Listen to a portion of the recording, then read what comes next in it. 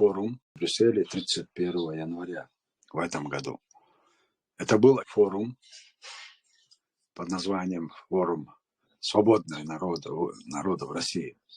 Мы были туда приглашены именно как независимое государство, и все докладчики, все выступающие именно подчеркивали это. Мы, в принципе, занимаем позицию, и мы сегодня определяем направление работы этого форума. Именно с этим было связано мое заявление, которое всех немного заинтриговало и забеспокоило о том, что есть такой проект «Горская республика». Это конфедерация, которая была и существовала в тот период после развала Российской империи, после революции. И я просто напомнил участникам форума, что и такое государственное образование было. А почему вот такая идея возникла? Дело в том, что я через наше Министерство иностранных дел получил проект договора, который готовился к подписанию между директорией Народной Республики Украина и Горской Республикой в 1919 году. Этот проект соглашения очень символичен сегодня, ввиду того, что мы подписались одним из ведомств Украины одно соглашение по военному сотрудничеству. Практически вот в этом соглашении, в том проекте, который еще тогда собиралась подписывать Украина с Горской Республикой, и хочу еще раз внести ясность, Горская Республика – это название того конфедеративного государства.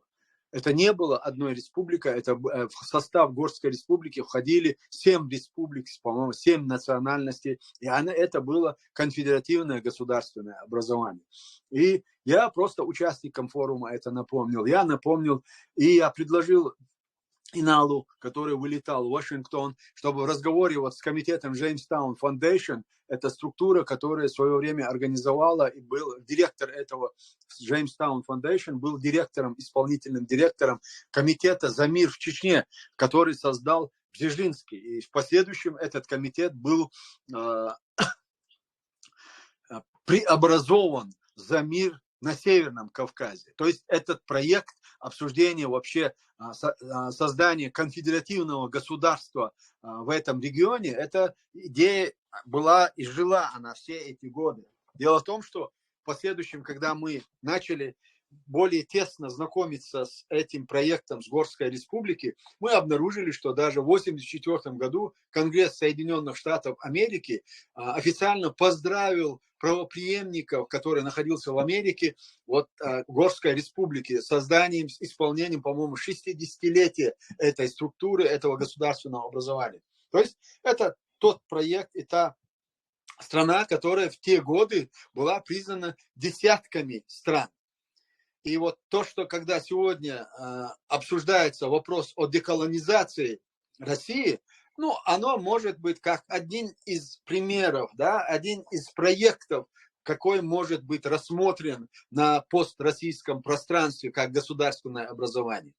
И теперь относительно вопросов, которые возникли в связи с заявлением о том, что в связи с моим заявлением о Горской Республике, и что наш МИД, министр иностранных дел Чеченской Республики Ичкерия, будет эту тему обсуждать и поднимать во время своих официальных встреч.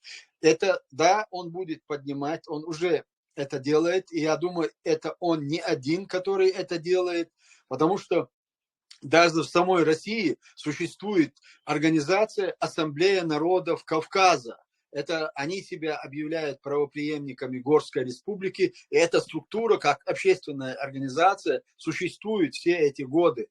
И поэтому мы как бы не являемся пионерами в вопросах создания конфедеративного государства. Это было заложено еще в те годы, да, тогда оно не имело свое развитие, потому что большевики подавили и все республики, которые претендовали на независимость. И поэтому этот проект как бы в то время был отодвинут, да, ну, чекисты, как они это делают хорошо и умеют делать, они альтернативно создали автономию под названием Горской Республики, которая входила в состав России тогда.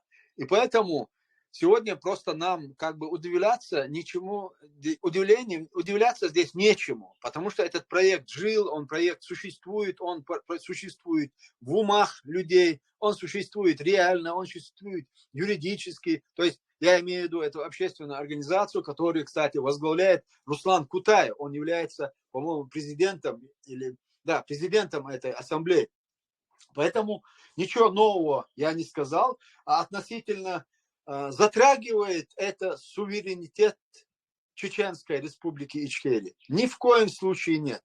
Форма государственного образования, конфедеративная форма государственного образования – это главное условие этой конфедерации, независимый статус, субъектность каждого региона, который готов войти в эту конфедерацию. Субъектность, независимость и суверенитет, национальный суверенитет. И поэтому, если мы сегодня сумеем каким-то образом в сегодняшней политической повестке, что будет на месте сегодняшней Российской империи, конечно, я считаю, что это будет исключительно важная миссия для Чеченской Республики, чтобы мы могли объединить вокруг себя те страны, субъекты независимых республик и государств в одно единое конфедеративное государство. Считаю, этот проект будет иметь исключительно колоссальный успех, и в этом проекте будут заинтересованы сильные мира сего. В первую очередь,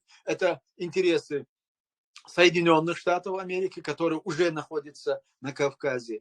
Это интересы Турции, которые тоже присутствуют и представлены, если не юридически и не через военные базы, но через этнические национальные группы, тюркоговорящие, тюркоязычные народы на Северном Кавказе. И, конечно, сегодня Украина, которая является лидером свободного мира. Украина будет заинтересована в том, чтобы по соседству с этой страной находилось союзное государство, которое не представляет угрозу для этой страны в будущем. Поэтому сегодня вот так складывается ситуация, что этот проект, хотят ли русские или нет, он может быть востребован самими народами, проживающими и являющимися колониально зависимыми от сегодняшней Российской империи. Потому что сегодня в международной повестке вопрос стоит не о будущем России и что будет, и кто будет входить в Россию. Сегодня вопрос и повестка стоит так, что будет после того, как Россия уйдет с Кавказа, и кто что будет делать, и кто появится там. Вот этот вопрос, я думаю, он интересен всем народам, проживающим на Кавказе. Я только озвучил вот эту мысль. Я готов рассуждать на эту тему и дальше, если есть вопросы.